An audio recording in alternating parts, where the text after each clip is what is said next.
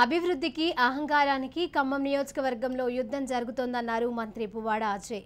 ఖమ్మం నెహ్రూనగర్లో న్యాయవాదులు ఏర్పాటు చేసిన ఆత్మీయ సమ్మేళనంలో మంత్రి అజయ్ కుమార్ పాల్గొన్నారు. ఖమ్మం నగర అభివృద్ధికి ఓ పెద్ద మనిషి అహంకారానికి మధ్య జరుగుతున్న యుద్ధమని, కేవలం రాజకీయ స్వార్థ ప్రయోజనాల కోసం ఇలాంటి వ్యక్తులు వస్తుంటారన్నారు. ఈ పోరాటంలో అభివృద్ధే గెలుస్తుందని అన్నారు.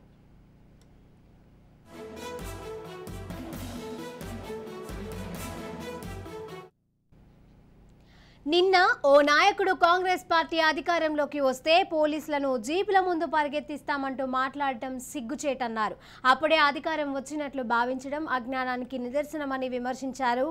ఎవరి దగ్గర తాను ఏమీ ఆశించలేదని, కేవలం అభివృద్ధి సంక్షేమంపైనే దృష్టి పెట్టారన్నారు.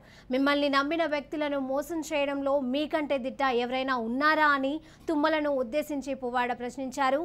తుమ్మలకు పాలేరు టికెట్ ఇవ్వలేదని కేసీఆర్ను తిడుతున్నారని తెలిపారు.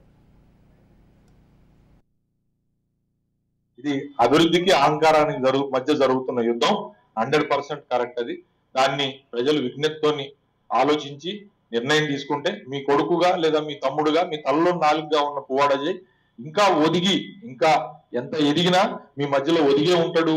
మీ వ్యక్తిగా మీకోసం గర్వంగా ఖమ్మాన్ని గర్వంగా తయారు చేసే విధంగా మరింత అభివృద్ధి చేస్తా. ఇంకొక 5 సంవత్సరాలు నాకు అవకాశం ఇస్తే ఇప్పుడు చేసిన డెవలప్మెంట్ కి ట్రిపుల్ డెవలప్మెంట్ చేసి ప్రజలకి నేను అందుబాటులోకి తీసుకొస్తాను.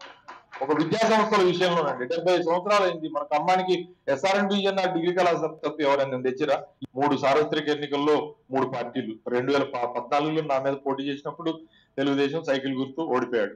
2018లో పాలేరులో కారు గుర్తు BRS పార్టీ ఓడిపోయారు. మళ్ళీ ఇప్పుడు 2023లో కాంగ్రెస్ పార్టీ హస్తం గుర్తు నా మీద వచ్చి చరిత్ర ఏం చెప్తా ఉన్నది మీకు తెలుసు. రాబోయే జరిగేది కూడా ఏంటో కూడా మీ అందరి నోటి ద్వారానే చెప్పారు. ఎవరి నిబద్ధత ఏంటో ఒకసారి ఆలోచన చేయాలి. నన్ను నేనంట ఖమ్మం కాసిం రజ్వీ అంట. నేను రజాకారుల పరిపాలన చూపిస్తా ఉన్నానంట. ఇక్కడ అరాచక పరిపాలన జరుగుతా ఉందంట. రాక్షస పరిపాలన చేస్తా ఉన్నానంట. విఘ్నులైన వైట్ కాలర్స్ మీరు దయచేసి దీని మీద నాకు సంఘీభావం తెలియజేయాలా, మీరు కూడా మాట్లాడాలి.